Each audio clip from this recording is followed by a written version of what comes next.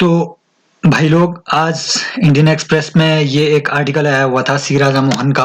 बहुत ही इम्पोर्टेंट है Eurasia policy पे। बहुत कम हम यूजुअली इस ये एरिया की हम बात कर रहे हैं दुनिया में। ये रशिया है और इधर ये कजाकिस्तान, उज्बेकिस्तान, यूक्रेन, बेलारूस वगैरह, हम इस एरिया की बात कर रहे हैं। और बहुत ही कम ऐसे आर्टिकल्स आते हैं यूजुअली इंडियन न्यूज़पेपर्स में जिसमें ये कहा जाए कि इंडिया को अब अपनी पॉलिसी इस एरिया में फोकस करनी चाहिए। यूरेशिया अपॉर्चुनिटी पे सी राजा मोहन का ये एक आर्टिकल था और सी राजा मोहन इसमें कहने की कोशिश कर रहे हैं कि इंडिया को अब इंडो पैसिफिक के साथ साथ यूरेशिया में अपने इंटरेस्ट को बढ़ावा देने के लिए नई पॉलिसीज बनानी चाहिए। तो आपके जो पीएसआई और ऑप्शनल के स्टूडेंट्स हैं उनके लिए ये आर्टिकल बहुत ही इंपॉर्टेंट हो जाता है। रेयर आर्टिकल है और सी राजा मोहन को आप किसी भी ऐसे क्वेश्चन में जो यूरेशिया से डील करता हो या even middle east, central Asia से डील करता हो, ऐसे किसी भी आर्टिकल में आप सी राजा मोहन के इसमें स्कॉलरली व्यूज भी कोट कर सकते हैं। तो देखते हैं कि इस आर्टिकल की इंजिस्ट क्या थी और किस तरीके से आप इस आर्टिकल का यूज अपने नोट्स में कर सकते हैं।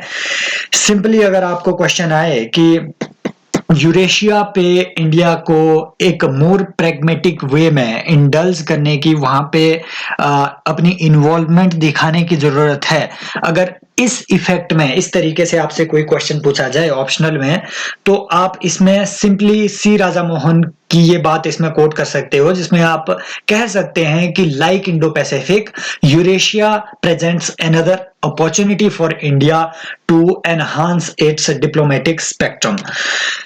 यूरेशिया की जब हम बात कर रहे हैं तो इसकी डेफिनेशन बहुत ही वेग है। हम एग्जैक्टली नहीं जानते हैं क्योंकि वर्ल्ड पॉलिटिक्स में यूरेशिया वर्ड को जियोपॉलिटिकल टर्म्स में अभी तक क्लियरली डिफाइन नहीं किया गया है। ये बात क्लियरली डिफाइंड नहीं है कि कौन कौन सी ऐसी कंट्रीज है जो यूरेशिया को कंसिस्ट करती है, क्योंकि यूरेशिया बेसिकली एक प्लेट को कहा जाता है। It is a name of tectonic plate, Eurasian plate, जिसमें यूरोप का, ये ईस्टर्न यूरोप का हिस्सा और जो Asia, south Asia including south Asia, ये सारे हिस्से उस प्लेट में आते हैं, टेक्टोनिक प्लेट में। तो जियोग्राफिकल टर्म्स में तो यूरेशिया डिफाइंड है, लेकिन जियोपॉलिटिकल टर्म्स में यूरेशिया का मीनिंग ही अभी डिफाइंड नहीं है। लेकिन फिर भी मोटे मोटे तौर पे अगर हम देखें तो ये सारी कंट्रीज है जो यूरेशिया में आती है, जिसमें ईस्टर्न यूरोप की कुछ कंट्रीज, रशिया और ये countries KKTU, Kazakhstan, Kyrgyzstan, Tajikistan, Uzbekistan, Turkmenistan, Iran, Afghanistan वगैरह वगैरह वगैरह। यूरेशिया हमारे लिए इंपॉर्टेंट क्यों हो गया है? सी राजा मोहन कहते हैं कि रिसेंटली अफगानिस्तान में जो रेडिकल एलिमेंट्स का सर्ज हुआ है, इसकी वजह से इंडिया को एक नया diplomatic as well as security threat present हुआ है। ऐसे किसी भी फ्यूचर थ्रेट से निपटने के लिए जरूरी है कि इंडिया अपनी एक प्रैग्मेटिक एंगेजमेंट बनाए रखे यूरेशियन रीजन में, सेंट्रल एशिया में भी, क्योंकि most of Central Asian countries they are also radical. और सी राजा मोहन की डेफिनेशन में इन्होंने जो नेबरहुड को डिफाइन करने के लिए, अगर आपने ऑप्शनल के बेसिक्स अगर पढ़े हैं, तो सी राजा मोहन ने ही 3 तरीके के नेबरहुड बताए थे। एक होते हैं जो हमारे बिल्कुल नेबर में होते हैं, उन्हें हम कहते हैं नेबरहुड। दूसरा होता है extended neighbourhood, geopolitically extended neighbourhood. और तीसरा होते हैं वो जो रेस्ट ऑफ द वर्ल्ड में कंट्रीज आती हैं। तो यूरेशिया हमारा एक्सटेंडेड नेबरहुड आता है।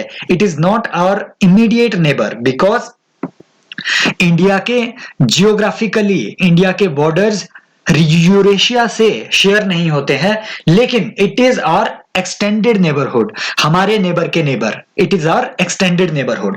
तो अगर IR में आपको यूरेशिया पे भी अगर कोई क्वेश्चन आए, तो आप अगर याद कर पा रहे हो, ऐसी ही कोई बात आपके चाणक्य ने भी कही थी, कौटिल्य ने कही थी अपनी थ्योरी में, मंडल सिद्धांत में, जिसमें उसने कहा था कि विजिगीषु, वो एक राजा जो विजय प्राप्त करना चाहता हो, the king who wants conquest in his life, उसको क्या करना चाहिए कि अपने जो इमीडिएट नेबर का नेबर है उसके साथ दोस्ती बैठानी चाहिए, अकॉर्डिंग टू मंडल सिद्धांत।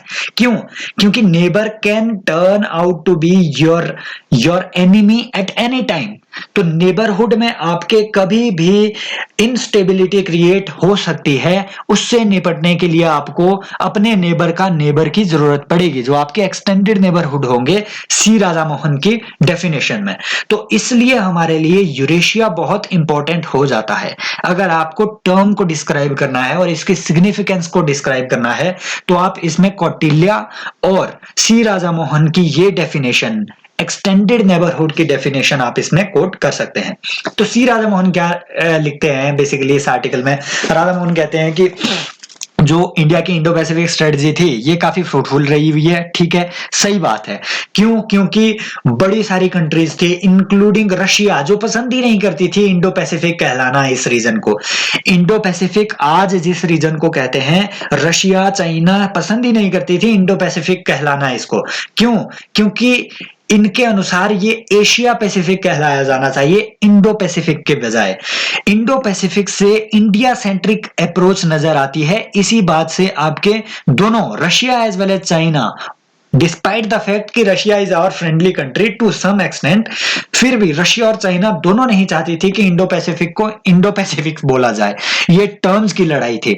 लेकिन अब क्योंकि इंडो पैसिफिक टर्म जियो पॉलिटिकल तरीके से पूरी दुनिया में कंसिडर की जाती है और ये फेमस भी बन चुकी है, तो इंडिया की यहाँ पे एक सक्सेस हम मार्क कर सकते हैं कि इंडिया ने अपना जो इंडो पैसिफिक प्रोजेक्ट था इसको कुछ हद तक कंप्लीट कर दिया हुआ है। लेकिन ये हमारे सिर्फ ईस्टवर्ड एक्सटेंशन को दिखाता है, पैसिफिक वर्ड एक्सटेंशन को ही ये दिखाता है। वेस्टवर्ड एक्सटेंशन हमारी अभी करनी बाकी है। पॉलिसी को वेस्टवर्ड एक्सटेंड करना, हमारे इंडिया के वेस्ट तक ले जाना अभी भी बाकी है। और श्री राधा मोहन कहते हैं कि इसलिए इंडिया को अब एक यूरेशियन पॉलिसी लानी चाहिए और यूरेशियन कंट्रीज से हमें और ज्यादा तरीके से डील करने की जरूरत है। क्यों डील करने की जरूरत है? इस एरिया में हम जानते हैं चाइना का इन्फ्लुएंस बढ़ रहा है। चाइना में रिसेंटली चाइना ने ईरान में अपना इन्फ्लुएंस बढ़ाया। ईरान से 25 साल की एक डील की हुई है, $500 बिलियन की डील की हुई है। चाइना का एक बेल्ट एंड रोड इनिशिएटिव चल रहा है, वो इसी यूरेशिया से होते हुए यूरोप तक गुजरने की तैयारी कर रहा है चाइना। तो चाइना के इस इन्फ्लुएंस को बढ़ते हुए इन्फ्लुएंस को रोकने के लिए इंडिया के लिए जरूरी है कि इंडिया एक यूरेशियन पॉलिसी भी लाए। So this is of the utmost importance for India to bring a Eurasian policy. Why? Because China is already extending here, is already expanding its horizons here. दूसरी importance क्यों है कि हमारी एक geo strategic importance भी है। India एक strategic root बना रहा है बिटवीन मॉस्को एंड मुंबई, जिसे हम कहते हैं INSTC, international north south transport corridor. तो ये हमारे मॉस्को से होते हुए यहाँ ईरान में चाबहार से होते हुए फिर मुंबई तक पहुंचना है ये कॉरिडोर। इस कॉरिडोर को सफल बनाने के लिए जरूरी है कि इस यूरेशियन रीजन में इंडिया का इंपैक्ट बना रहे। तीसरी इंपॉर्टेंस क्या है? It is resource rich region. इसलिए भी इंडिया के लिए इंपॉर्टेंस है कि इतने रिसोर्स रिच रीजन को इंडिया अपने कंट्रोल में रखे, अपने हॉराइजन के अंडर रखें और इंडिया यहां पे एक्सपेंड कर पाए।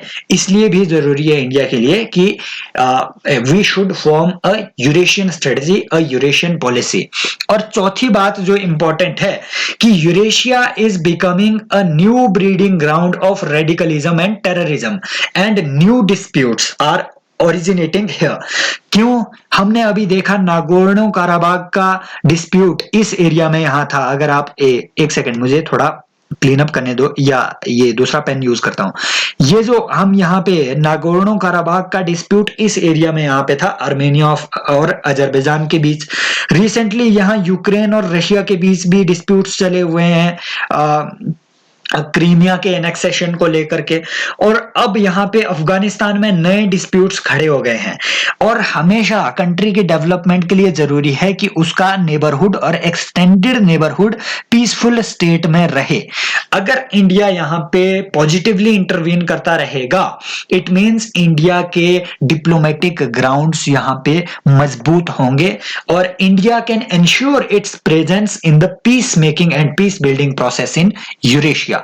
इसलिए भी जरूरी है इंडिया के लिए कि हम एक यूरेशियन पॉलिसी बनाए एज पर सी राजा मोहन। ये सारी चीजें आप कोट कर सकते हैं और एक अलग से नोट्स आप बना लीजिए। सी राजा मोहन का हर एक आर्टिकल आपके PSIR ऑप्शनल के लिए इंपॉर्टेंट होता है, इवन GS2 के लिए भी आपके लिए ये इंपॉर्टेंट रहता है। ये सारी चीजें सी राजा मोहन एक और इंपॉर्टेंट बात कहते हैं कि मैंने आपको अभी बताया था, Eurasia is not well defined region, geopolitically it is not well defined. हमें पता ही नहीं है कि कौन कौन सी कंट्री यूरेशिया में आती है और कौन कौन सी कंट्रीज यूरेशिया में नहीं आती है, क्योंकि इस टर्म पे बहुत ज्यादा डिस्कशन हुआ ही नहीं है। यूरेशिया जो एक टर्मिनोलॉजी है, इस पे बहुत ज्यादा ग्लोबल डिस्कशंस अभी तक नहीं हुए हैं, तो this term remains largely undefined. इसका फायदा इंडिया उठा सकता है according to C Radha Mohan.